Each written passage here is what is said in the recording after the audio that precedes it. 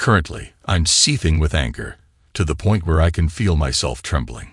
Tonight, my suspicions were confirmed regarding who it is, and the length of time doesn't seem to matter anymore. Sherry has effectively obliterated our marriage, akin to squashing a bug beneath your shoe. Initially, I chastised myself for not seeing the signs earlier. Yet after 8 years of marriage, betrayal isn't something you anticipate. The notion of drowning my sorrows in alcohol and confronting them crossed my mind, but why bother? My marriage is beyond salvage. He could probably overpower me physically, and with his connections, he could make my life a living hell, perhaps even more so than sleeping with my wife. So here I am, grappling with emotions that only someone who has experienced this level of betrayal can truly understand. I'm not interested in hearing empty platitudes like, "I've been through a divorce, I know what you're going through," or "I'm here for you if you need to talk." I'm not ready to share this with anyone just yet. What I need now is a plan. But I must first clear my head, and that's going to take some time. The thought of ever being intimate with my wife again repulses me. Just imagining her with him on our bed turns my stomach. At least she had the decency to carry out her affair in hotels, not in our own bed. So here I am, with a notepad in hand, contemplating my next move. If Sherry had possessed the stereotypical traits of a seductive woman, perhaps I would have been more vigilant, or at least attuned to potential signs. However, she doesn't fit the mold of a bombshell with a 36DD bust, long flowing blonde locks, or the statuesque allure of an Amazonian goddess. Don't misunderstand me. Sherry is attractive in her own right. Of average height, with short brown hair and a fit, lean physique. But compared to his wife, Sherry would rate no more than a 5, if that. So why is he engaging in extramarital affairs with my wife? Probably because he can. About 2 years ago, Sherry started working for Rogers Industries shortly after the birth of our son, Nettie. While I earned enough to support us comfortably, she desired the lifestyle and possessions our friends seemed to possess. "Tony, if I work, it'll ease some of the financial pressure on you. You won't have to work overtime as much, and it would be wonderful to have you home more often," she reasoned with me. My parents have offered to help watch Nettie, so I could even work part-time. Her logic wasn't flawed, but I felt strongly that Nettie needed her at home for at least a few more months. Little did I suspect she was already exploring other options. We encountered Will Rogers at a charity auction, courtesy of tickets given to us by my boss, who detested such events. I saw it as an opportunity for a pleasant evening with my wife. As he entered the room with his wife on his arm, all eyes gravitated towards him. Tall, handsome, and affluent, individuals like him exuded a nearly rock star-like allure. He effortlessly charmed the crowd, leaving most women, including my wife, swooning in his wake. "That's Will Rogers and his wife, Chloe," my wife whispered to me. "He owns 3 companies in town, and his wife used to be a runway model. The dress she's wearing tonight probably costs more than my entire wardrobe," she added, her voice tinged with awe. "But they probably aren't nearly as happy as we are," I reassured her, planting a kiss on her cheek. "Yeah, right. Wouldn't it be nice to have that kind of money, even just for a little while?" she mused. At some point during the evening, we were introduced. I can't recall how we ended up discussing our professions or Sherry's desire to re-enter the workforce, but the topic slipped my mind until weeks later when Sherry brought it up again.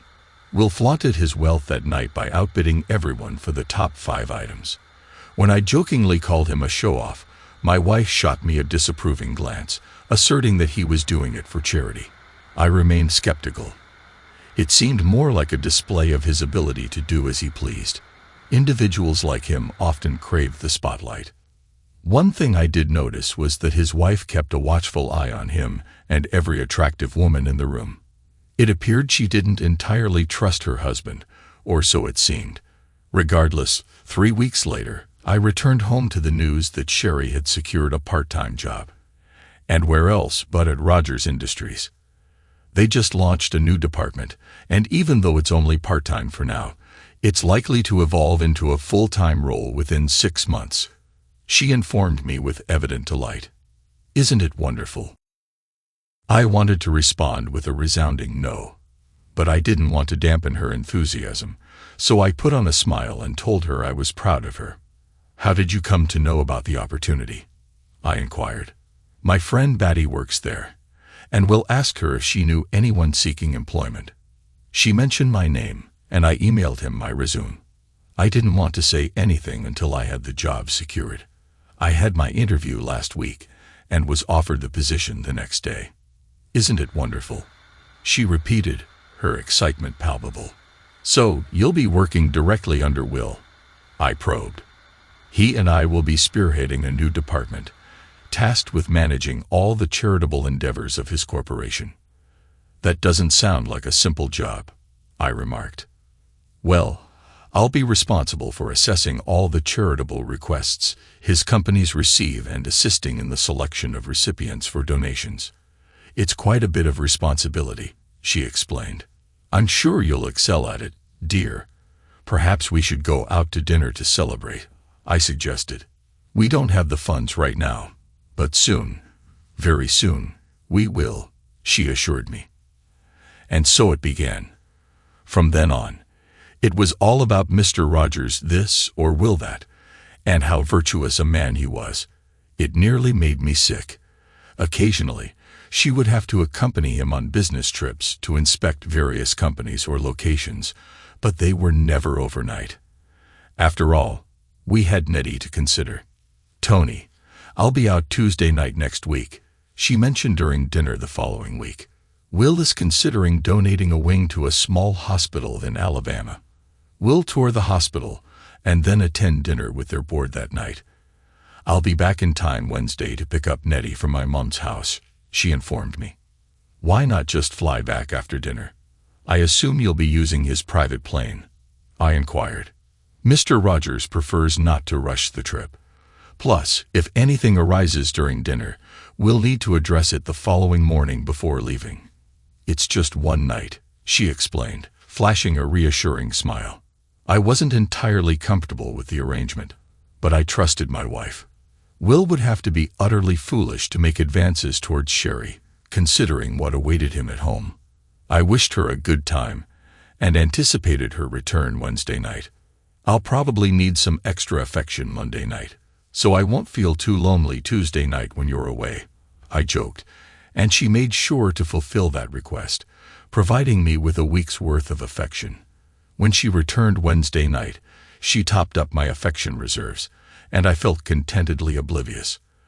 Our marriage seemed as solid as ever, or so I thought. Life continued. We enjoyed extra financial stability, but Sherry's frequent out-of-town trips, about every other month, and the approaching holidays started to weigh on my mind. Before I proceed further, allow me to explain my profession, as it plays a significant role in the events that unfold. I work for a company specializing in testing security systems and computer firewalls. We're the experts if you want to gauge the vulnerability of a system to hacking. With my background in accounting and computers, I primarily work with banks. Typically, a board member commissions us to attempt to breach or disrupt a particular division's security. We simulate hacking into their systems, access specific accounts, essentially fabricating a white-collar crime. About 65% of the time, we succeed, and the bank usually hires us to rectify their vulnerabilities. The most exhilarating experience I've ever had occurred about 4 months ago. Armed with a counterfeit passport from Panama, I sauntered into a local Bank of America branch to open an account. Upon meeting with the bank president, he meticulously guided me through the premises, fully aware that I intended to deposit $20 million into his institution. Expressing concern over security, I probed him for details, and he obligingly divulged his bank's security measures in exhaustive detail. Assuring me of the bank's impregnability, he unwittingly ignited my passion for a challenge. Armed with all the necessary information for fund transfers, I pledged to execute the operation the following week. With my partner Jimmy by my side, it took us no more than 2 days to infiltrate and disrupt their computer systems. Siphoning funds from 4 random accounts, I consolidated them into the new account I'd established under my alias company name. I promptly informed our client of our success, providing a thorough breakdown of our methods. Needless to say, they were duly impressed and promptly enlisted our services to rectify their vulnerabilities. Though the bank president wasn't thrilled with the outcome, he managed to retain his position. Such exploits comprise my profession, and as I've mentioned, I excel at it. Over the past 6 years, I've assumed approximately 8 aliases, complete with meticulously forged supporting documents. To the untrained eye, roughly 95% of individuals inspecting the documents, they appeared indistinguishable from the genuine articles. These documents would prove invaluable in the times ahead. About 3 weeks before Christmas, armed with a shopping list, I embarked on a spree for presents. Buoyed by a generous bonus, I planned to splurge a little extra this year. Among the gifts, I purchased a new iPod for my wife, and upon passing Victoria's Secret, decided to indulge in something special for her, or rather, for us, from the store. With assistance, I selected 2 tantalizing outfits. My hands laden with presents, I made my way home. With Sherry occupied at work, I seized the opportunity to wrap most of the gifts and discreetly stow them away. Sherry had returned home earlier that morning from an overnight trip with Will but hadn't yet found the time to unpack her suitcase. Since I had already finished my tasks, I figured I'd lend her a hand by putting away her belongings. Tossing her things onto the bed, I opened up the suitcase and began sorting through her items. As I sifted through the clothes, one particular piece caught my attention. It was impossible to forget. A fiery red ensemble with lace-trimmed crotchless panties. Even a man at death's door would remember that outfit. Besides this conspicuous garment, there was nothing else of note in the suitcase, so I carefully repacked everything and closed it up. If you've ever heard the term smoking gun, that outfit was mine. I had a pretty good idea of who, but it was the why that baffled me. We had a damn good life. It seemed Sherry wanted it all. That moment marked the beginning of our downfall. Had I not been the trusting husband I was, or if Sherry had bothered to tidy up upon her return, she might have gotten away with it, and I would have remained the oblivious, devoted spouse. That evening after dinner, Sherry expressed a desire to be intimate, but I managed to deflect her advances. I simply wasn't up for it, citing that I had a lot on my mind. A crusty pair of panties wasn't enough evidence for me. I needed something more substantial, not for my own sake, but to expose Mr. Rogers. Given my line of work, I reached out to a friend who had assisted our company in the past. It was a straightforward request. I needed him to keep an eye on Sherry while I was away on a business trip to Denver the following week. "Kevin, I need to know where she goes and who she's with," I explained. "I suspect she's cheating on me, but I need concrete proof." "Dan, Tony, I'm sorry to hear that. Don't worry, if anything's going on, I'll find out," he assured me. With my assistance, he bugged the house, her car, and even discreetly placed one in the lining of her purse. "Sherry, I should only be gone for 2 nights at most.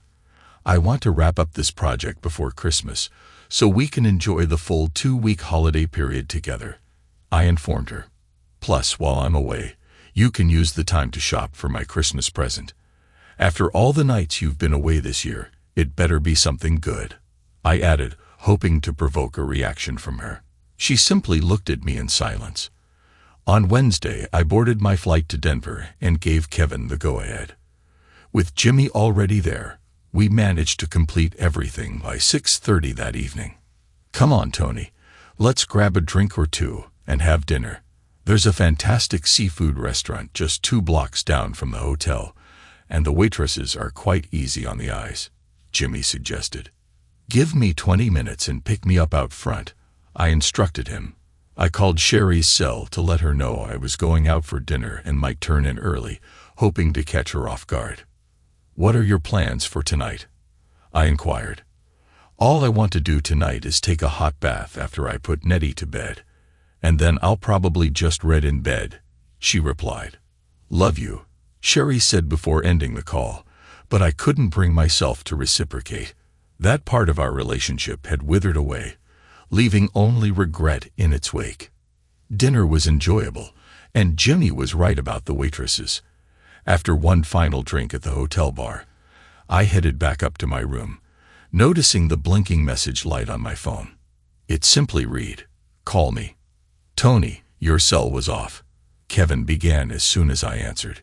I left it off deliberately. I wanted to enjoy one more good meal before you called. "So, what have you found?" I inquired. "She got a sitter and had dinner with Will Rogers. Afterward, they went up to room number 312 at the Ramada Inn. I couldn't capture any inside pictures, but I have them entering the room, and I'll capture them leaving as well. I managed to record some audio, but I doubt you'll want to hear it. He only rented the room for one night, so I'll monitor their activities from your home tomorrow. I'm sorry about this, Tony. There'll be no charge for this," Kevin explained solemnly. "She's going to regret ever crossing paths with that jerk." I muttered to myself, seething with anger. Now, I sit alone in my hotel room, plotting my revenge.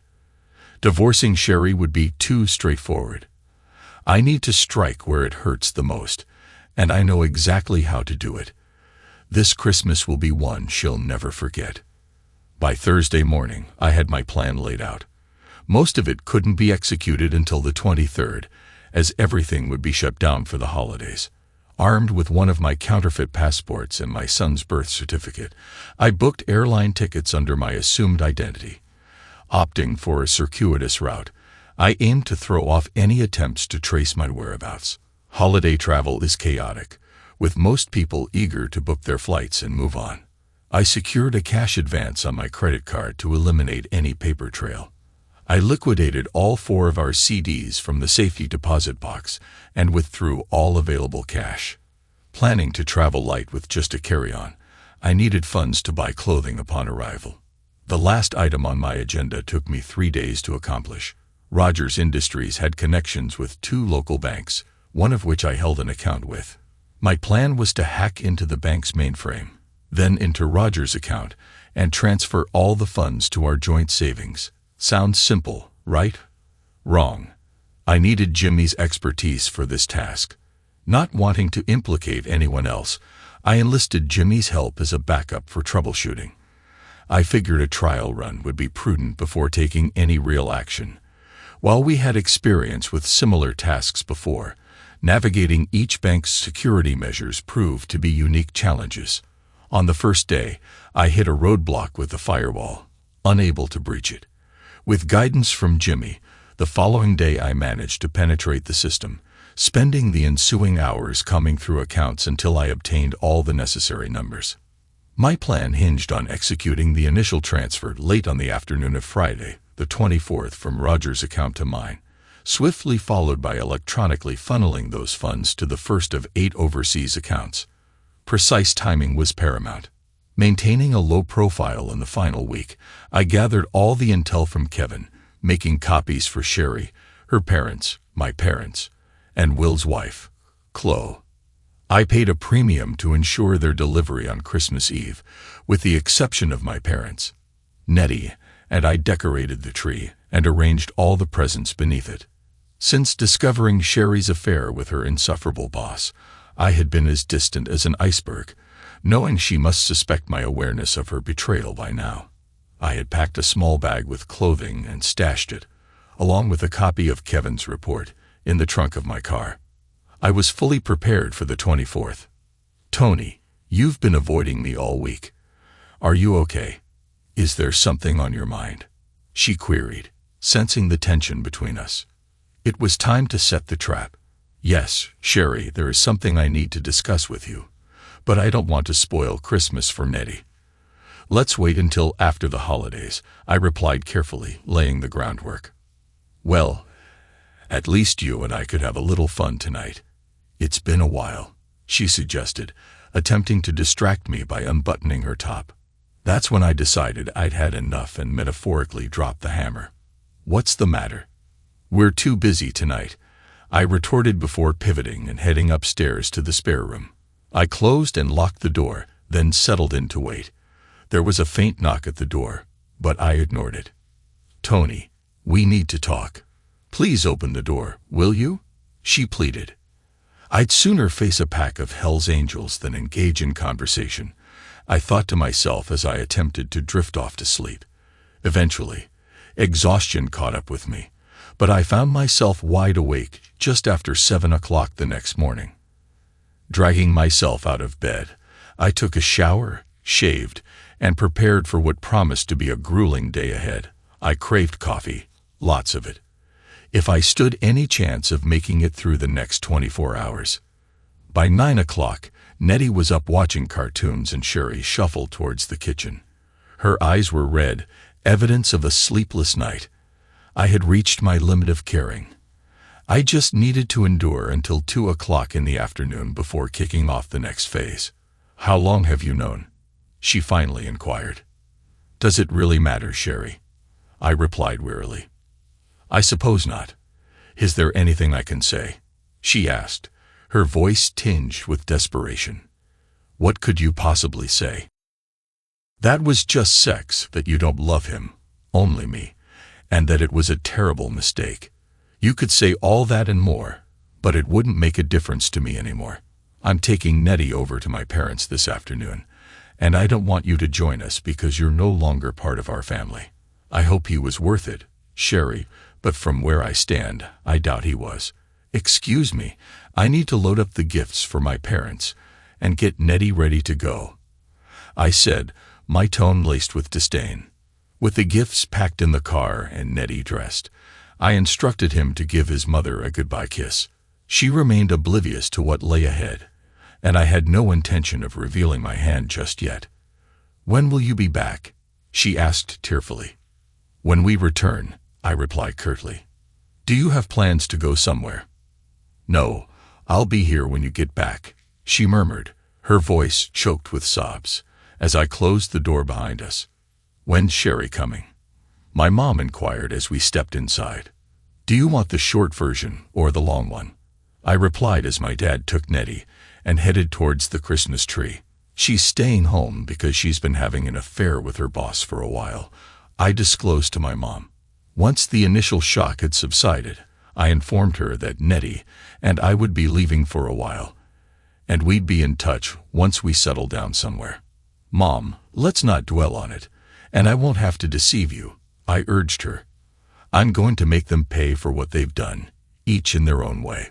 So let's enjoy this afternoon together as a family, because I'm not sure when we'll have another chance." At 4 o'clock, I hacked into the system and initiated the transfer of the entire balance from Roger's bank account to our joint savings account with Sherry. By 6:30, Nettie and I were on the first of 3 planes heading out of the country. I can only imagine how many times Sherry tried calling my cell phone before realizing I wouldn't pick up. It was switched off and discarded in a dumpster 2 blocks from my parents' house. Just before boarding the next flight, I transferred the funds from our savings to the first overseas account.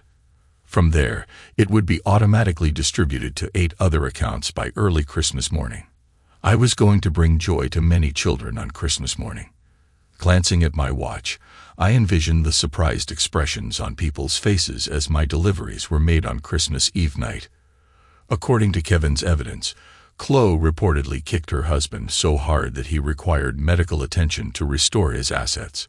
Sherry's parents were equally displeased with their gift, making it abundantly clear to Sherry how foolish she had been. By the time Sherry realized we weren't returning, she had received her package containing photos, audio recordings, and a letter from me.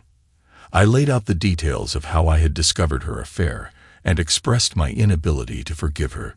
"You don't deserve mine or Nettie's love, so you won't have it from this day forth. The house and everything else in it are yours to do with as you wish. Nettie and I will be starting a new life without you, and I only hope that one day I'll find it in me to forgive you. But I don't see that day coming for a long time," I stated firmly. "By the way, since you and your accomplice started your unholy union under the guise of donating money to good causes, I've decided to assist you both.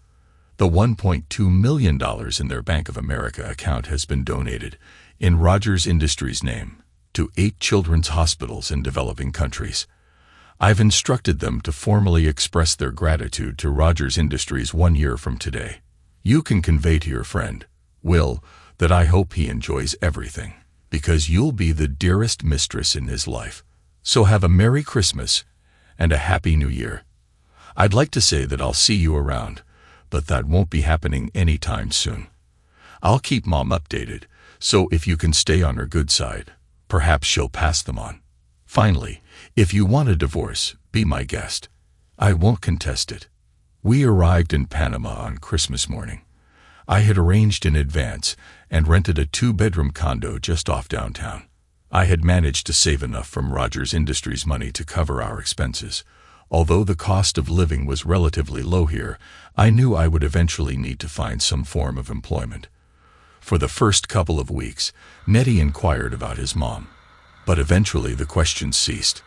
I hired a live-in nanny at a nominal cost, and the 3 of us formed our own little family. Despite a modest budget, I launched my own software protection company. Initially avoiding the larger banks, my reputation flourished among the smaller independents, leading them to seek me out for assistance. 5 years after settling in, there was a knock on my condo door. I knew it had to be you when I heard about a new competitor starting up down here. Jimmy exclaimed with a laugh. Aren't you going to invite me in? We spent over 2 hours catching up before heading out to dinner. It turned out that Rogers Industries' board of directors was displeased with their charitable donations and ousted my friend Will as the company president. He nearly went bankrupt, covering the $1.2 million loss, along with his divorce from his wife, Chloe. Sherry was terminated after it was discovered that the funds had passed through her savings account. Although they attempted to press charges against her, she was eventually exonerated. As soon as I heard about the debacle, I had a hunch it was you. I figured you had skipped town, and when I heard about the new competition, I knew where to find you.